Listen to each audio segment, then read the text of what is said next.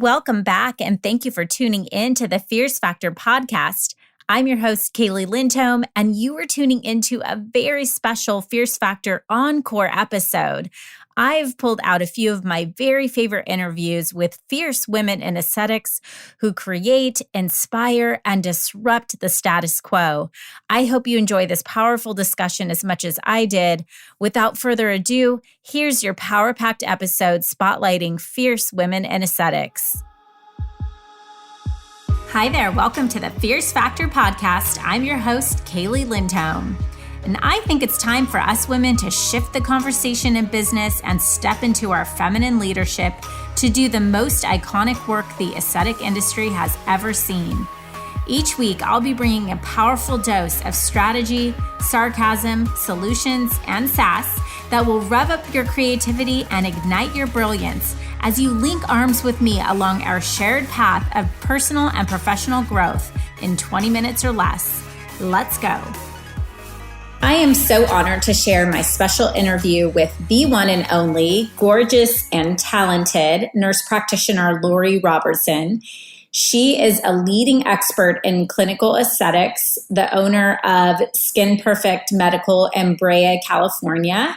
And you probably know her if you're in our industry because she is a decorated podium speaker, national trainer, and also the founder of the Aesthetic Immersion, an intensive training program for aesthetic injectors around the globe.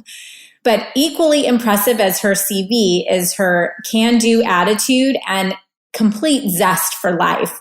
She talks in this interview about her experience from mountain rescue, propelling from helicopters, to becoming a lead medical advisor and actress on General Hospital, to winning 4 national championships as a race car driver. You guys, she is so authentically passionate about safety and ethics, and she gives her advice for hiring nurse injectors and really uncovering what motivates and drives employees. So you guys, without further ado, here's my interview with the one and only Robertson.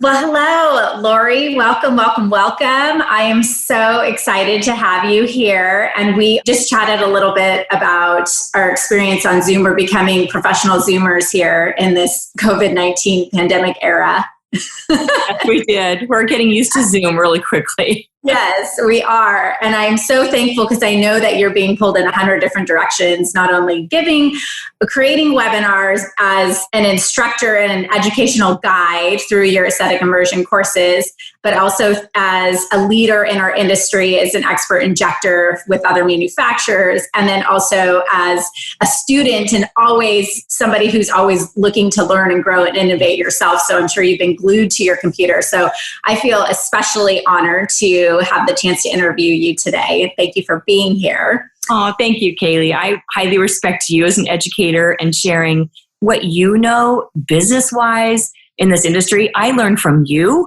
and your conferences. So thank you for inviting me. I so appreciate it. Thank you. Sure. So I have to admit, I gave a little bit of a bio about you. First, I want to tell, if you're okay, a little bit of a story about how I met you and got to really know you. And then I want you to kind of extrapolate on, who you are. And I want to kind of peel back some of the layers of the onion into digging down into what Lori's all about. But oh my gosh, it goes kind of deep. So I don't know how much you want to peel the onion. No, it's so amazing. So I have to just tell the story so everybody can hear. Well, it was a few years ago, 5-6 years ago, probably or more. And we were at an aesthetic conference in Vegas, and I was a sales manager at the time. And I asked my team, because I was going to be there at the meeting as a regional director, your Western US, bring in our top customers. We're going to do this nice big dinner. It was at the Wynn with that beautiful steakhouse down there. And we had this big dinner, and Robertson, who I knew of, and, I'm more of the sales manager looking at numbers and, how are we doing on volume? And so a lot of the names I knew and of the people that I had seen, and obviously seeing you speak on stage and all that kind of, knew of you. And you were sitting at the dinner table, and it was your birthday, I think. And so we were kind of celebrating your birthday too. And You just have this magnetism, and you're so beautiful and attractive to be around, because you're just like so warm. And I somehow got seated, maybe 2 seats from you and your husband, and you were talking about someone just asking questions, and it was just about your experience. And you were talking about your time as a race car driver. Like underwater rescue and layers of the onion. and being on General Hospital as an actress. And I thought, this woman is supernatural. And I was so impressed, not just that you had done all those things, because, many of us are like, we've been waitresses and, had other jobs, but like you have done things that are like bucket list things that people aspired to do just one time in their life, and not only just like going down one path and then achieving one goal and then the next and then the next, but like so many different things that just show how dynamic you are as a person. And I thought, there is something really special about the spirit of this woman, and I have to get to know her better.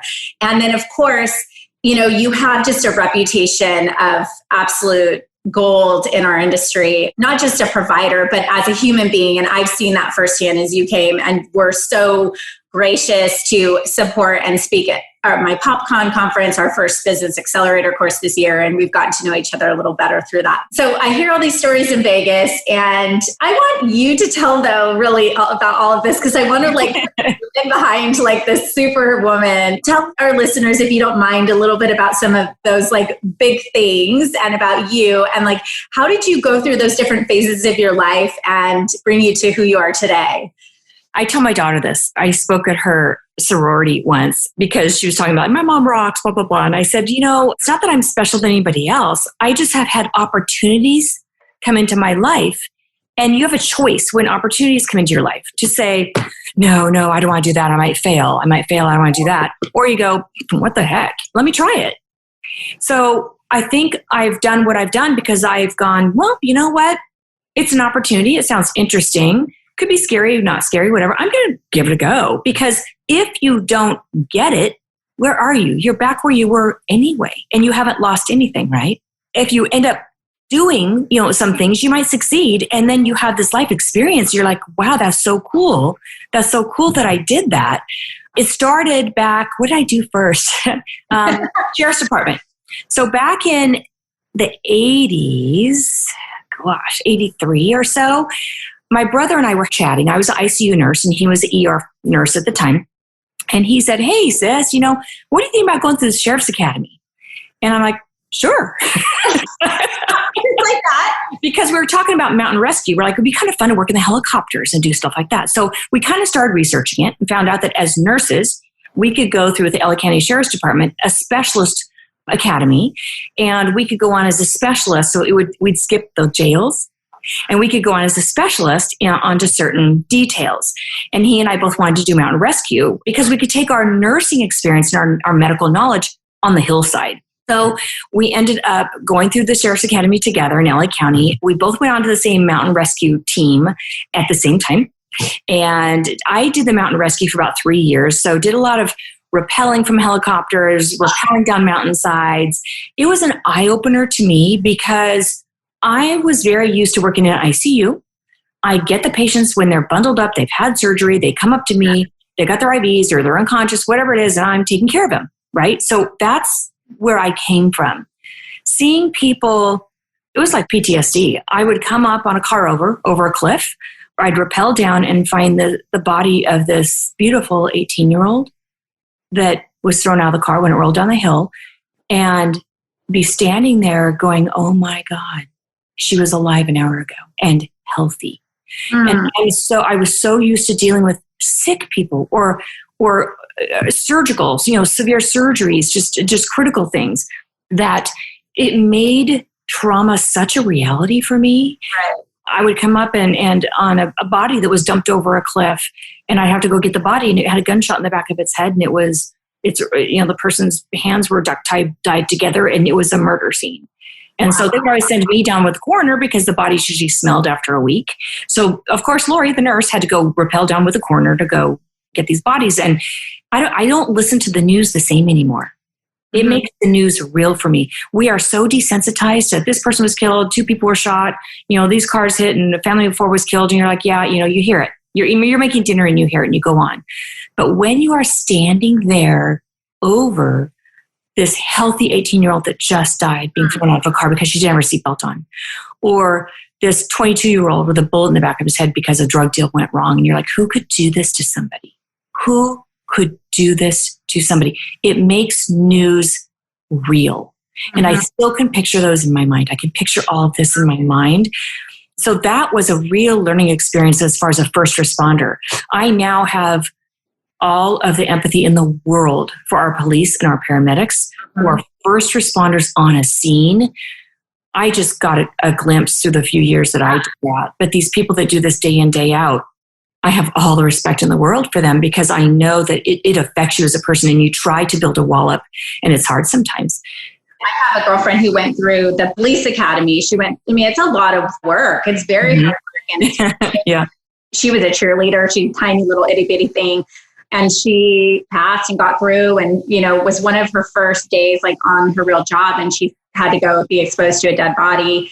And that was it for her. And she's now in commercial real estate. Like, she couldn't even, but also I bet, just being able to really realize how fleeting life is, really just how it's there and then gone, right? Like, you know what?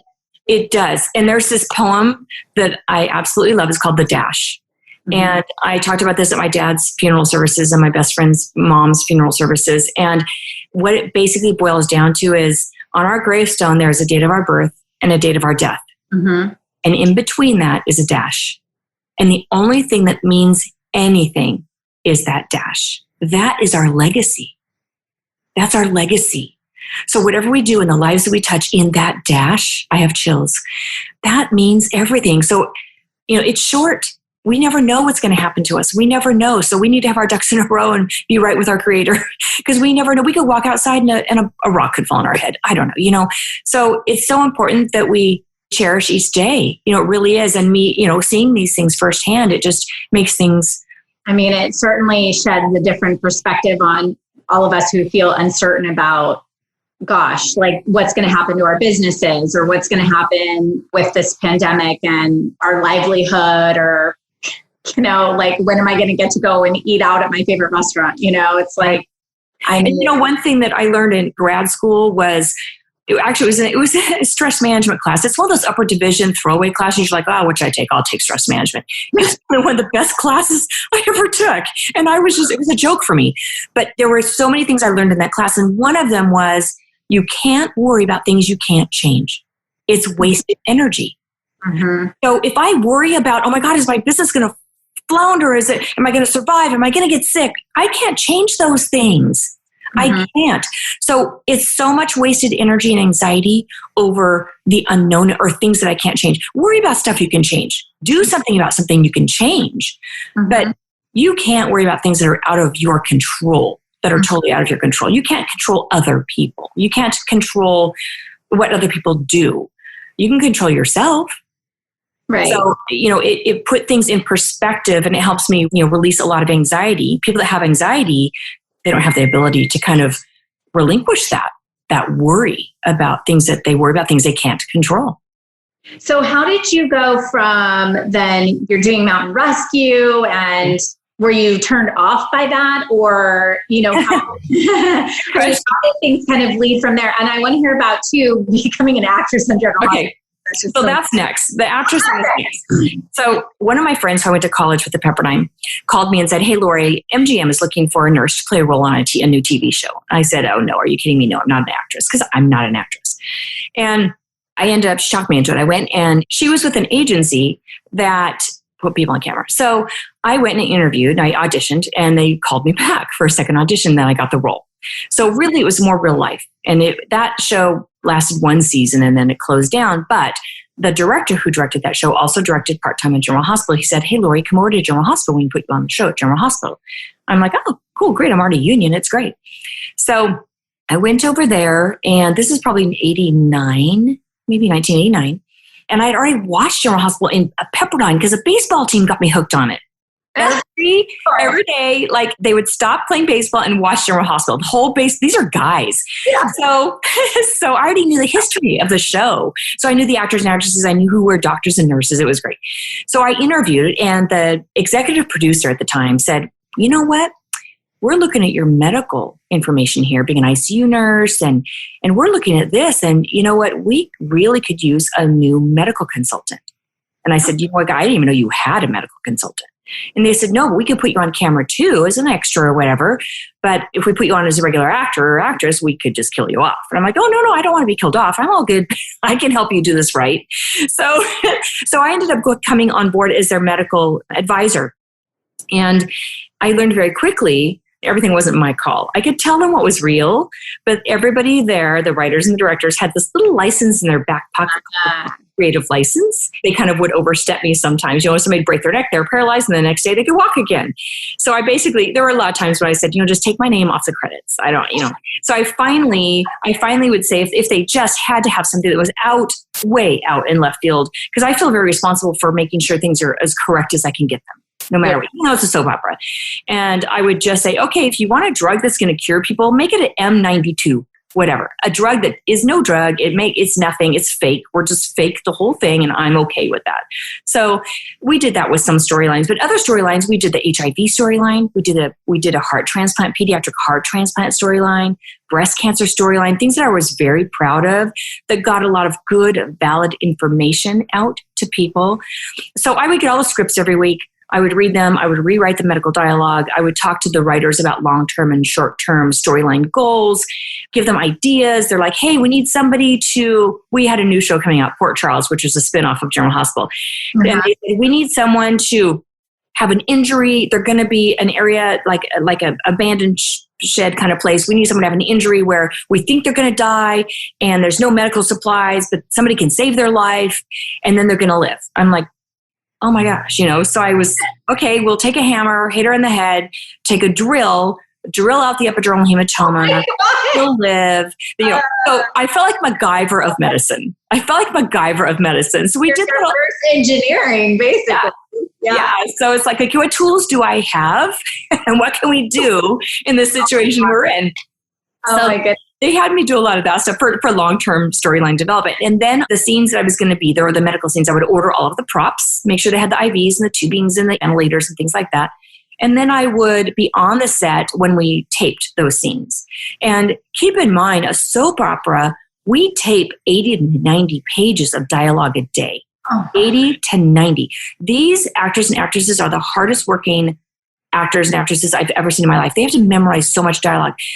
Now, to put that in perspective, when somebody's doing a film, they will film a half, maybe 1 page a day. Wow. Maybe. And they go every single day, too. So it's like Monday through Friday. It's not like you can spend a week memorizing for the day. No, it's every day. Mm-hmm. So then I was on the set. I always played a nurse in the ER, OR, ICU. And when they couldn't say the words I would write, I'd kind of help them along. So sometimes they'd give me lines to say, sometimes not.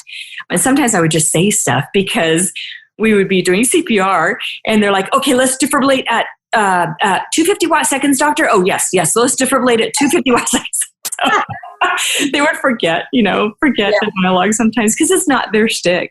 That was fun. I did that for about 19 and a half years until I became a nurse practitioner and worked so much that I couldn't get on the set anymore. So I had to give that up. And then racing came in after that. Wow. I think that was the most interesting conversation for me was that because you're just this like beautiful, petite little thing. And then someone brought up something about a car and there's Lori at the dinner, like, oh, well, this speed and that accelerator and these types of tires and the engines and all of that. And I'm like, who is this person? Well, it's another thing where this was here. Remember how I talk about opportunities? Yeah. So General Hospital was another opportunity. Like, hey, do you want to work? I'm like, oh, yeah, sure. I had nothing to lose. If they said, no, we don't like you. I'm still working in ER. I was working in ER anyway, or ICU. So with the auto thing, my husband was invited to go race cars with a friend of ours. And I had a 4-year-old and a 1-year-old, I think, about that. And no, I had about a 6-year-old and a 2-year-old at the time. So our husband was racing these older Corvettes with a friend of ours. And I go, what are you doing? And, here I am, a trauma nurse, So I equate skidding of tires with, tire skid, crushed metal, trauma. That's how it goes, right? You skid tires, it's trauma, and I get them in the ER. So when he said he's going racing, I go, are you crazy? Is this your second childhood? You could kill yourself. We have small children. Nag, nag, nag, nag, nag, nag, nag. Right. So what did he do? What did my dear husband do? He signed me up for a racing school. That's how I ended up playing golf. Yeah. Right? So I didn't want to go. I'm like, no, I don't want to race. I had a Volvo at the time. I go, I don't want to race. He's like, well, you lose the money. I paid the money already. I go, okay, fine. I'll go do one lap and I'm leaving.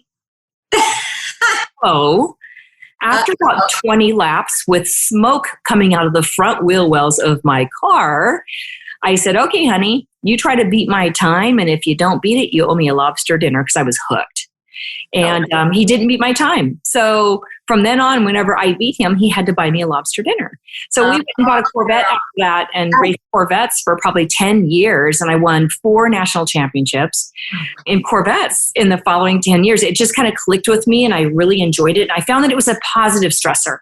Okay. It was one of those things that I couldn't think about anything else when I was driving that car. You're thinking about where you're going. You don't even, it's just reflex, a lot of reflex. Well, and I can imagine adrenaline.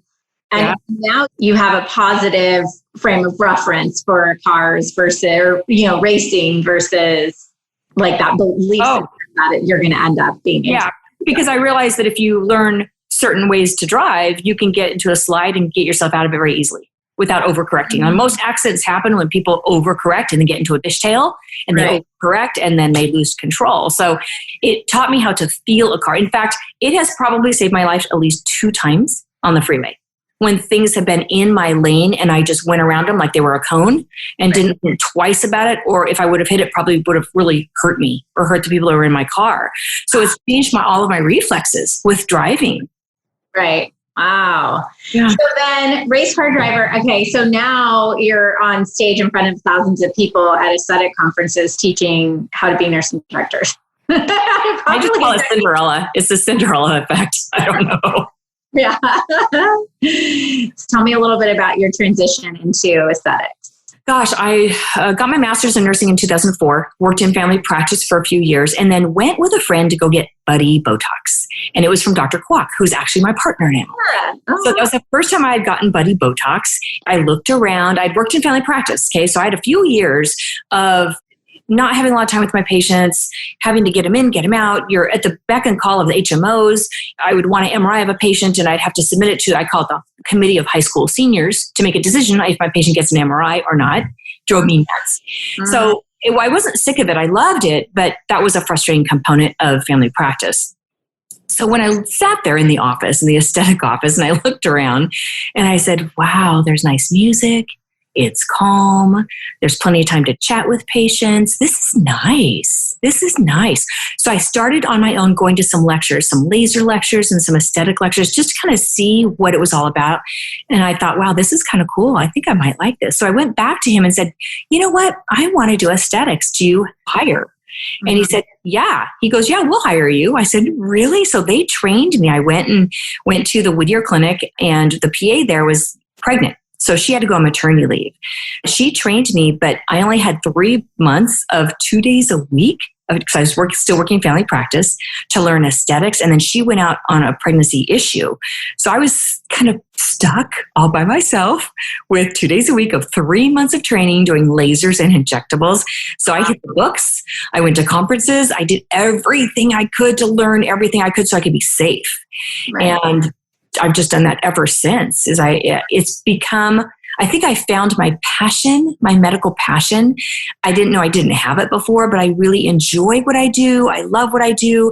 I feel so blessed to be able to spend so much time with my patients and get to know them, because I never could the 24 years prior in ICU, ER, and family practice. I couldn't spend that much time with them. So I feel like every day is a blessing to just hang out with my patients. And I intentionally make my appointments longer so I can sit there and just listen to them. Yes. And you have the relationship with them, and you can build rapport. I know that when I was interviewing you before PopCon, I asked, tell me a little bit about your value system behind, both from the clinical standpoint and also as you're running your business. And you said, it rolled off your tongue without even a thought. Ethics and safety. And that's everything. You stand behind that. And I think back to like, you know, you're telling your story about how you started.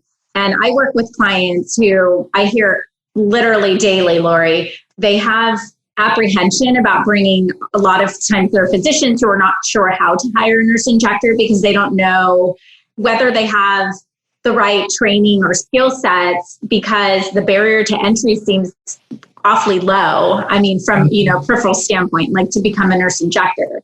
So tell me a little bit about how, you know, flash forward to today, being the owner of an aesthetic practice and a leader really in our space and an educator, you stand behind safety and ethics. And how do you, one, implement those and, you know, as you're teaching and training through your clinic and your aesthetic immersion school, but also how would you advise physicians who are looking to bring on injectors to what are the right things to ask to know that they're hiring injectors who are qualified from a skills standpoint, but that also live by that same value system? That's the $1 million question. That's tough. My one word that I live and breathe by is being patient-centric. Mm-hmm. If I am focused on that patient, then I'm going to be doing the right thing. If I'm focused on money, it's a whole different blurred ethical line there. Mm-hmm. And I don't choose to cross that. I'm really happy I have my own clinic because then I can make sure that my practitioners are patient-centric. They're never commissioned. I don't do commission because I don't want to blur their moral lines by thinking if I put one more syringe in or if I sell them this huge package that they might not need, I'll get more money. It pulls them too easily in a direction I don't want them to go to. So I'll reinforce them in other ways. So I want them to feel valued, but that commission for sales or product is illegal, number one. And I don't believe in that. I think that we need to, as owners, need to make our staff feel valued and appreciated in other ways and find out what makes that person tick. When we're interviewing somebody, I recently was interviewing for another nurse. I got so busy that I needed another nurse, but I wanted somebody experienced, at least 5 years of experience so that she hit the floor running because I was so busy. And I could kind of tweak and educate as I was going along. And I was shocked, dismayed, appalled at the interviewees that came into me who had 5, 10, 15 years of experience, who even owned their own clinics, who wanted to come and work with me. They had no clue what they were doing. No clue. So I would ask questions about, what do you do in case there's an occlusion? They're like, oh, I flush it. What? You do what? I flush it. I put the needle in the artery and I flush it. And my interviews ended up being educational sessions. I couldn't let someone leave and have the wrong information. So I would sit there and teach them. So I finally developed a questionnaire that the things I wanted a practitioner to know, or at least have an idea if they knew it or not, I put on a 2-page questionnaire. So when they came into my office, once they passed my practice manager's initial interview, they came into my office and they would have to answer this questionnaire without using their cell phone. And then I would get it and I would at least see what they did or what they didn't know. Do they know rheology? Do they know anatomy? Do they know facial aging? Do they know mechanism of action of neuromodulators? Just basic questions that I would assume that somebody with 5 to 10 years of experience would know. And the one nurse that could answer the majority of those is the one I hired. Now, looking back, I would probably ask more questions before I would hire somebody. I love the nurse I hired, and I'm beyond blessed to have her. Mm-hmm. I happened to be lucky and to hire somebody who was also like-minded. Mm-hmm. I didn't ask questions to make sure she was like-minded. And I think having somebody with the same core values and the same like-mindedness is imperative. Mm-hmm. You need to have somebody who has the same moral and ethical boundaries and values as you do. Mm-hmm. Because otherwise you're going to not be able to completely trust that person. You're not going to be able to know that they are in it for the right reasons. So I think that's extremely important. I got so beyond blessed to have found somebody who is like-minded, who doesn't have an ego, who will say, I don't know that, can you teach me? So somebody who is just a sponge to learn, who wants to be the best she can be. And in turn, I tell her, you know what? Someday you're going to run this clinic. I want you to be better than me. I want you to run this clinic. I want you to know more than I know, so you get in those books and you learn. She wants that beyond beyond reason. So I think in that interview process, find somebody who is like-minded and has the same core values and ethics, along with whatever knowledge base you want. If you want to hire a brand new injector and teach them, it's going to be 2 years to get them up to snuff. Right. But sometimes people don't want to bring somebody in who has bad habits. It's hard to break bad habits. No, so it's that's really what I have found, because I have this conversation on the regular basis and I work with practices. They have different thought processes around, I would rather bring someone in who is experienced, that I don't have to take the time training. I really don't have the time. So this is my opportunity to scale my business. And then other ones who really, and I probably see a bit more of this, that feel like I want someone to have the same, fit into the culture, have the same value system and the character traits that are really going to resonate with the way that I want to run my business and my patients. But I'm concerned that I'm going to spend the time to train them and then they're going to leave me. What would you say to that physician who has that fear? That happens, and that is a fear. But I really, as a manager, as an owner, I really want my staff to know I value and appreciate them. I will always tell them, thank you. I'll tell them, you did a great job. I love how you did this. People who know that they're appreciated and valued will go an extra step for you. Mm-hmm. And we have such an amazing team at my clinic. We have a great, great team. I have a wonderful practice manager I wouldn't give up for the world. She owns my clinic. She runs it. It's hers. And I love that it's hers. I empower her to make whatever decisions she needs to make. And I think empowering individuals, give them jobs. Go, you're in charge of this. You're in charge of this. I trust you with it. If there's a problem, come to me. Feel free to always ask. Keep that door open so that if they ask a stupid question, I always tell them there is no such thing as a stupid question, only the one you didn't ask. So I want to keep that door open, and I want to make sure that they feel valued. They feel that they are very acknowledged for what they do. And I love to do little extra things for them, just, whatever, little gift cards or whatever, just things that are kind of fun. Order lunch in some days, just little things that make them feel that they're appreciated. And I think that's really important for us as owners and lead practitioners. I love that you said, I specifically I teach something in my academy called empowerment leadership. Good. And you embody that. And I believe that that's why you lucked out in finding, I'm using air quotes for those of you who aren't watching this interview, because, really a great leader will set a great culture and the tone for the way that their business operates. And for those of you who are listening, guys, what Lori is saying is that it isn't just money that motivates people, that sometimes it's the little things that count. And I know you talked a lot about the different types of patient profiles, and same thing with employees, right? We're all human beings and have different things that motivate us. And so a great leader is going to tap into the specific love language of that employee and feed that, right? To empower them. Okay, Lori, I have a few questions about you before we wrap up. What I want to know is a little bit about what are some of the challenges, or what would be the biggest hurdle that you had to overcome to become the nurse injector that you are today? My biggest hurdle didn't have anything to do with aesthetics. Years ago, when I was working in family practice, having a vast experience that I do, I'm a good practitioner. It's I have good critical thinking skills, and I think God's blessed me with medicine, just that gut instinct. I worked very, very hard for the doctor I worked for, very hard, and caught quite a few things that maybe were missed along the way when we would share patients, like brain aneurysms and lung cancer and things. And I walked into work one day and she gave me my walking papers. Mm-hmm. And I am very, I haven't really shared this with many people, but I'm very ingrained in what I do. I dive in and my whole heart is in what I do. I was beyond crushed, beyond. I felt like my rug to my life was pulled out from underneath me because that was my life. It was her business. I cared deeply about it. It set me on a different path. So I worked for a family practitioner later on, but I realized, I look back now and I think, you know what? If that hadn't have happened, I wouldn't be where I am now. If things that crushed me before and paths that I didn't know why things happened the way they happened, I wouldn't have my own aesthetic clinic now and be having a job, air quotes. It's not a job. I love what I do. So it's really not a job. Right. I wouldn't be in a position I am now, loving what I do and enjoying my patients and having my own business, having control over how this business is run and keeping it patient-centric, keeping those ethical boundaries in line, I would still be trudging my feet, fighting with HMOs in family practice.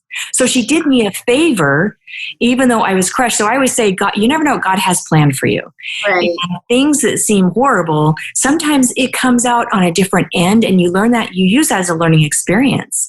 And it put me on a track to do what I'm doing now to help me build this. And it's made me a stronger person. I've had a really bad, my last partnership with somebody was a horrible partnership. I was partnered up with a person at a different med spa that didn't understand medicine and was very narcissistic. And I learned how not to run a business. So now in this business where I'm a partner with Dr. Kwok, who's an angel, it's taught me a lot about business. So I bring that bad experience forward, and it's taught me a lot about business and how I don't want to treat people, and even more so how I do want to treat my staff. So you learn from things. Well, I think it's valuable for people like us to see you, because a lot of people who are going to be listening to this are wanting to know, how do I become as successful as the nurse practitioner Lori Robertson? And I think that it's important to expose these things. And for me, what I take away is your perspective really about failure, that you don't look at these things that you, right? Like you felt like a failure at the time when you were served those papers, right? But you felt your ego hurt. You felt like that wasn't the plan I had for myself, but there was a bigger plan for you. Mm-hmm. So now you can look back and see those things as they were stepping stones. They were actually Absolutely forward instead of backward. Absolutely. I think everything that happens in our life, everything that happens, good or bad, gives us a foundation for going forward. Everything. So you can't ever look at something as the be all end all. There's always something ahead. So always keep your eyes forward. I always say, look ahead, look like racing. What's behind me doesn't matter. What's behind me doesn't matter. Don't look in your rearview mirror because you're not going that way. Look forward and go, okay, well, this sucks right now, but let me look for different opportunities out of this. Let me look for a light out of this, because there's something that's going to be coming out of this experience that's going to make me stronger and better in the future. Wow, got the chills. So speaking of looking forward, what's next for you? What are you working on now? I know you're always reinventing yourself. So what's the future for you? Well, I've been really busy with our school. I'm so proud of the Aesthetic Immersion. We started that last May. We started doing filming. It's an online access to webinars, education. Thought leaders in the world will be linked. We have people linked up with us, business, anatomy, you name it. So it's a website where people can watch modules and learn aesthetics and learn anatomy, learn everything the right way. And then we also offer hands-on courses in Southern California to do injectables. And it's not one of those courses that's a cattle call course, and those drive me crazy. Mm-hmm. When Dr. Kwok and I and our other trainers train hands-on with our students, we are one-on-one with them for at least an hour to an hour and a half, one-on-one. We have no more than 4 students a day when we are doing injectables per trainer. So you are with us one-on-one, and we put lavalier mics on ourselves and our students. So everything we are saying, like go deeper, move this, do that, it's videotaped and it's put up in the cloud so those students can pull down their training and watch it and listen over and over again. We want it to be, I was an athlete. So like the best training is really just going back and seeing what you did and how you could have done it differently from a different perspective, right? Absolutely. Absolutely. So the immersive, the all-encompassing, the very detailed training is what we want people to have, because he and I are both trainers internationally. And we see so many people who have done this for years and still don't know the basics. And knowing the rheology, the anatomy, it's imperative that you know so much before you start injecting somebody. Mm-hmm. So our goal is to create a very immersive, all-encompassing course where people will be safer and more adept injectors from the school. We want that to be very, very intricate, very, very intimate, and have people have a wonderful experience with it. I'll link it up in the show notes. How can people access these trainings or get involved with the Aesthetic Immersion? Yeah, so go to our website. It's www.theaestheticimmersion.com. Okay. And you can click on webinars, you can click on different aspects of it, and it'll give you down links to purchase different webinars we've done on different subjects. There's webinar bundles. We just finished filming our entire 10-hour Foundations of Advanced Aesthetic course.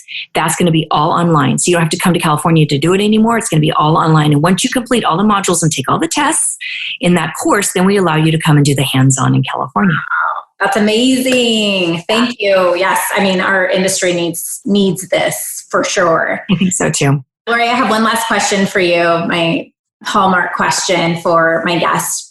We've heard so much about you. You've had such an interesting life, and I am so inspired. I know there's so many people who are going to be inspired by hearing this podcast and motivated to kind of just see these opportunities as a no risk, right? But I want to ask you, we talk about the Fierce Factor is what this podcast is called, because I really have found that there's just a commonality between the people like you who have achieved success, and that can attribute it to really just overcoming hurdles and being willing to feel that kind of pain that it takes to get to the next level and doing it anyway. And I want to know from your perspective what the Fierce Factor means to you. That's such a good question. That resonates with me, Kaylee. That resonates, the Fierce Factor. I don't think of myself as fierce because I think I'm a little more on the shy side. Most of the, I know I don't look shy, but sometimes I'll be in the back room. But you know what? That's true. It's like you get down, you might be down and you get back up. You do it no matter what. Things might make you sad. They might feel like the rug's pulled out from underneath your feet, but you keep looking forward. And like I said, you don't look back. There's always more opportunities to grasp. You need to look for them. Don't ignore them. Don't say no. Start saying yes, because you have nothing to lose by trying something new. I don't care if it's school, it could be a class, it could be a new job. You know what? When you fall back, you'll be right where you were in the first place. So you haven't lost anything, but you have everything to gain and nothing to lose by trying new opportunities. And that's absolutely what I believe in. Thank you for joining me for this episode of The Fierce Factor. If you enjoyed the show, please make sure you subscribe so you can automatically get new shows every week. I'd also love it if you left us a review. And come join the conversation online. If you're an aesthetic industry owner, operator, or leader, please join my free Facebook group, The Tribe of Fierce Aesthetic Leaders, a community of ambitious, purpose-driven professionals who collaborate and share best practices for growth in business and life. I'm honored you tuned in.